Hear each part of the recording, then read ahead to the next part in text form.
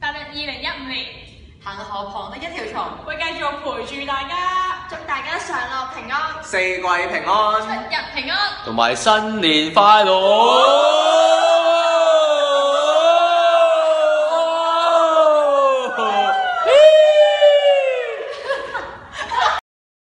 若要傳美，必先傳聲。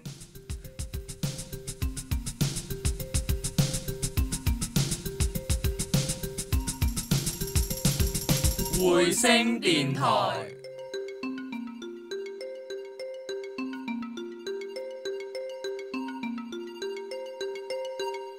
2014大事回顧。Hello， 各位聽眾，大家好啊！又係我哋恒河旁的一條蟲啊！唔知過去2014年大家嘅生活過成點呢？今日我哋就喺2014年嘅最後一日呢，同大家一齊嚟回顧一下世界各地同埋香港發生過一啲咩重要嘅事件啦。好啊，咁第一件呢，我諗到嘅呢，其實呢就係同飛機有關嘅喎。今年好似發生好多飛機同飛機有關嘅事故喎。琴日又有一單啊，唔係前幾日有一單啊，冇記錯嘅話。亞洲航空。亞洲航空啊，大家唔知記唔記得呢？其實喺2014年入邊呢，有一單馬航客機失蹤嘅事故啊。有啊。好神秘啊！都係咯，真係好神秘。到而家都未揾到個殘骸喎，好似話。大家記唔記得大約當時嘅情況係點嘅呢？我記得嗰陣時好多陰謀論出咗嚟啦，啊、又話有啲外星人捉走咗嗰個航機啊，又話有人俾恐怖分子挾持咗喺個某個小島角。黑洞吸咗，飛機應該唔會上咗去太空㗎喎。唔知點解俾人吸走咗架客機，成架客機唔見咗，連殘骸都冇喎。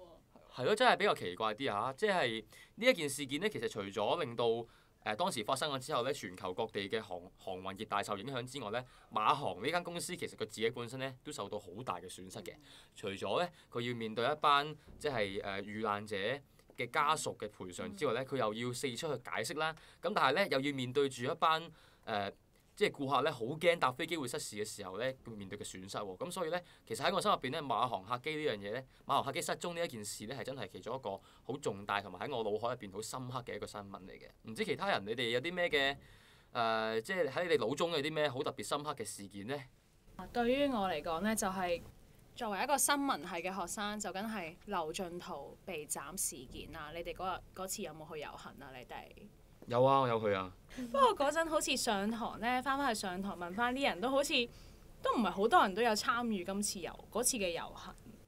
其實嗰一次係我覺得係有少少黑色恐怖、白色恐怖咁樣嘅黑色恐怖，有少少白色恐怖咁樣㗎。嗱，各位聽眾，你睇下你個主持有白痴嘅，應該係有少少白色恐怖咁樣嘅，即係特別係我哋即係呢度全部嘅主持都係讀新聞系啦。我哋嗰陣時覺得有啲驚嘅，即係一個報紙嘅總編輯俾人斬咧，其實係對於新聞自由一個好大威脅嚟嘅。Chris，你驚唔驚第時俾人斬啊？我應該唔會嘅，我應該係斬人一個。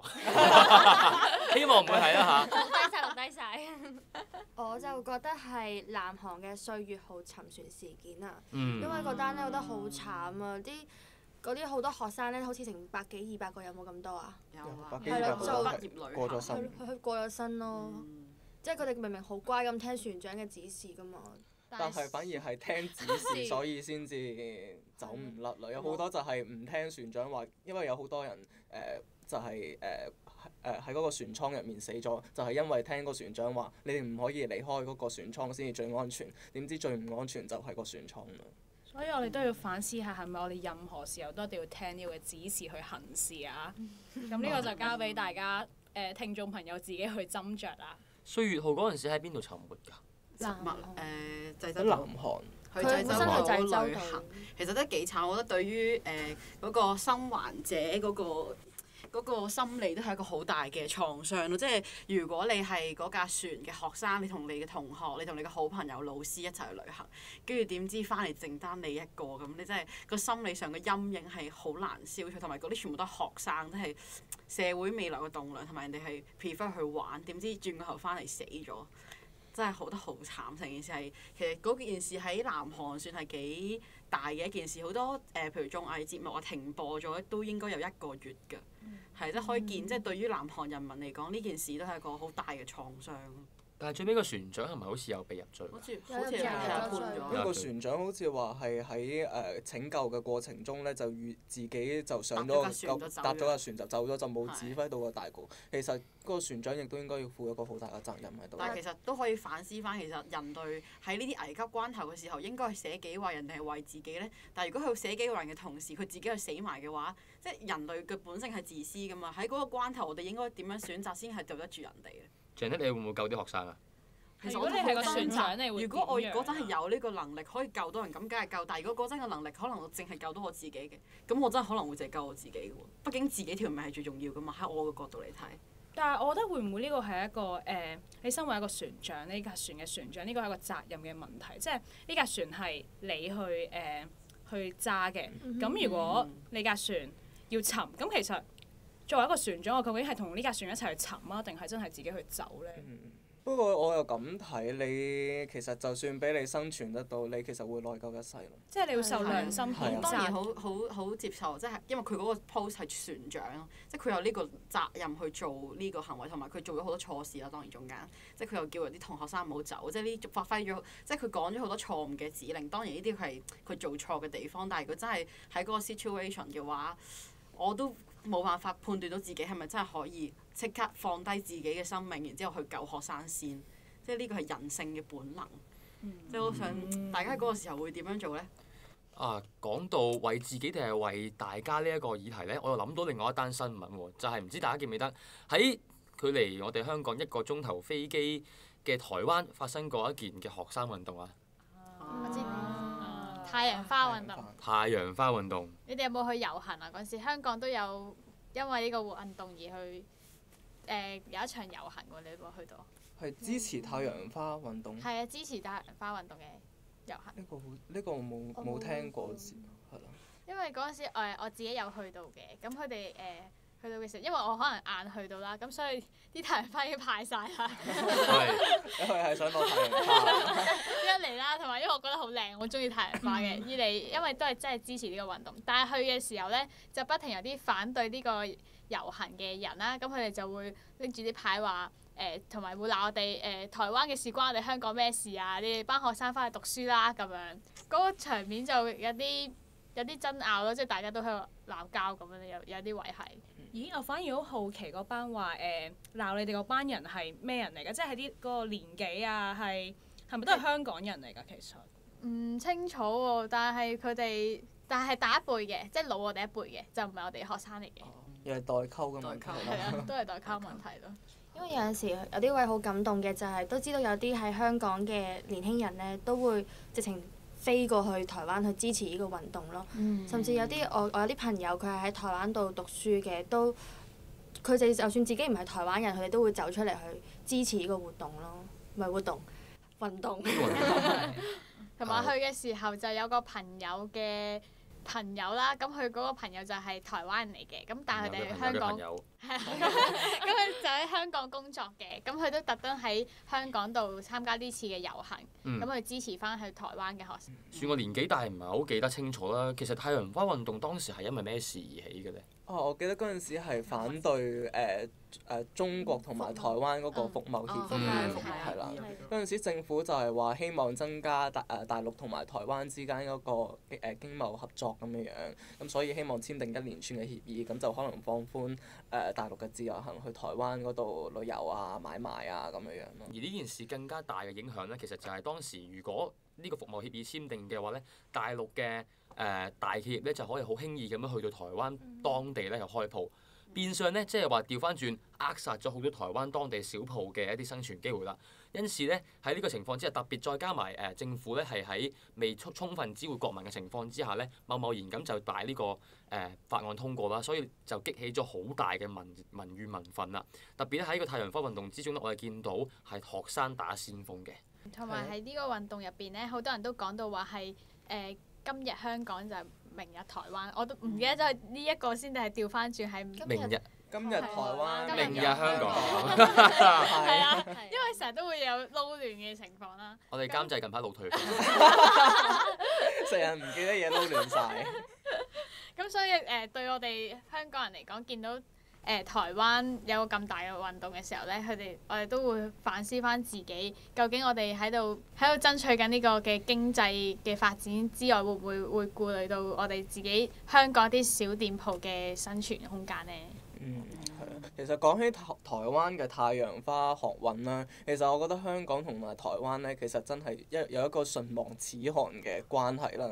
咁啱啱我哋就講到太陽花學運就係今日台灣，明日香港，但係之後喺9月發生嘅佔領運動咧，就係啱啱好調轉，好多台灣人咧就以香港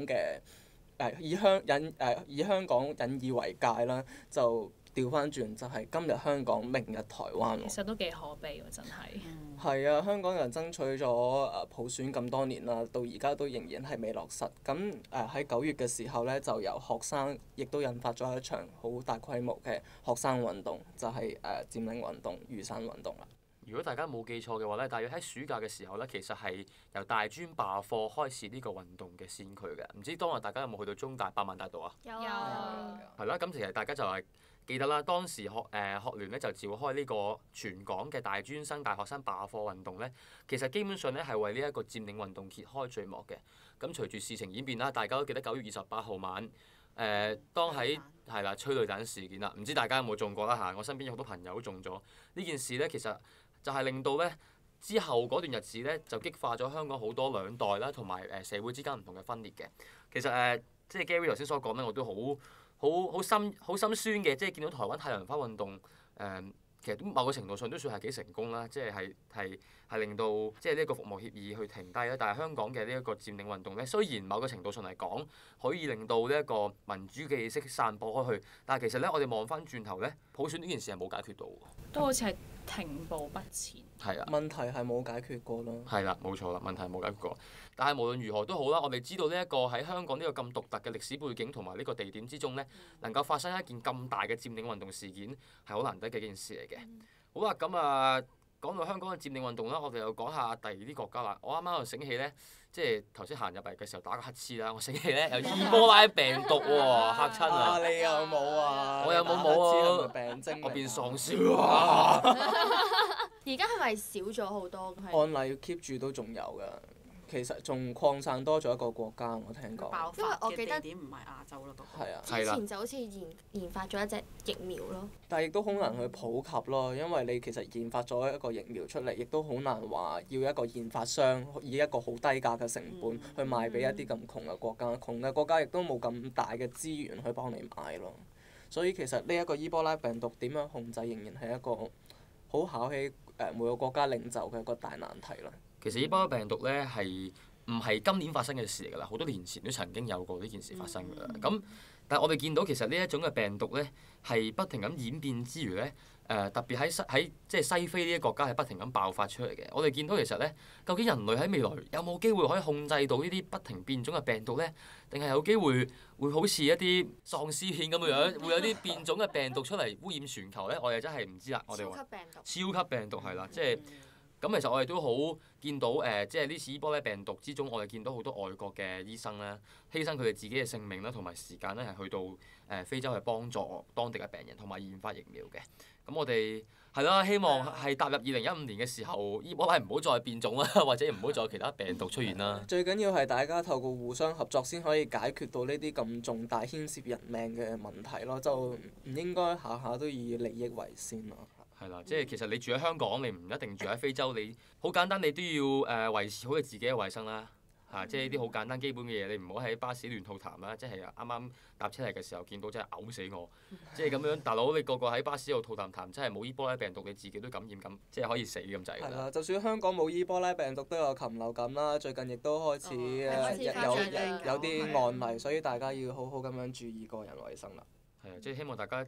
即係我哋每個人都引以為鑑啦，唔好即係因為自己嘅生活習慣或者一啲為咗自己貪方便咧，而令到其他人都受損嘅。Harm principle 喎。係新嘅一年，個個身體。係啊，跟 Chris 一齊去做多啲 gym 啦。應該要唱嗰首要歌，流行嗰個感冒，流行性感感冒冒係有嘅咩？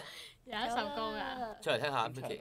我哋突然間叫我係嘛？如果大家想知點樣唱嘅話，就私底下去揾 Micky，佢就教你唱。或者你喺呢個節目下面嘅留言留 comment，你打 Micky，我要聽你唱歌，應該冇人聽㗎，放心。一定會有嘅，放心嗱，大家聽住啦。好啦，咁我哋頭先講完即係有關於病毒之外咧，我見到大家咧都揸住部 iPhone 喎，我仲見到我哋監製揸住部好土豪嘅 iPhone，土豪金色。全世界都知我有。係啦，就係今年有 iPhone 6。唔知大家買咗未咧？定係炒咗未咧？你唱咗幾耐啊？炒咗幾多錢咧？市價好似都買唔到，正機好似買唔到而家都。仲未而家係仲未買仲未翻市買先到。係啊。嚇，佢咪唔係之前炒窿咗嘅？係咯，你咪炒窿咗，所以先自己。係咯啊！我哋訪問下土豪監製啊。我係電話壞咗，逼住一定要用。定係你買多嗰幾部貨唔出去，所以自己用我啫。買咗部咋，買咗一部啫。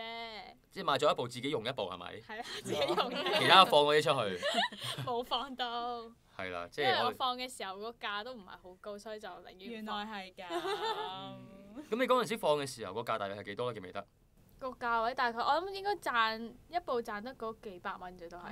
幾百蚊。因為我好你過咗個熱潮因為我係最早嘅時候訂上網嗰陣時撳，咁但係咧到我拎嘅時候已經可能10月尾到啦，因為最早撳嘅時候反而係最遲攞嘅，嗯。反而遲一個禮拜撳嘅話咧就會係到貨早啲。係啊，好似一個禮拜之後就有得攞啦，咁所以嗰陣時炒係最好嘅。大約個市價係幾錢啊？記唔記得？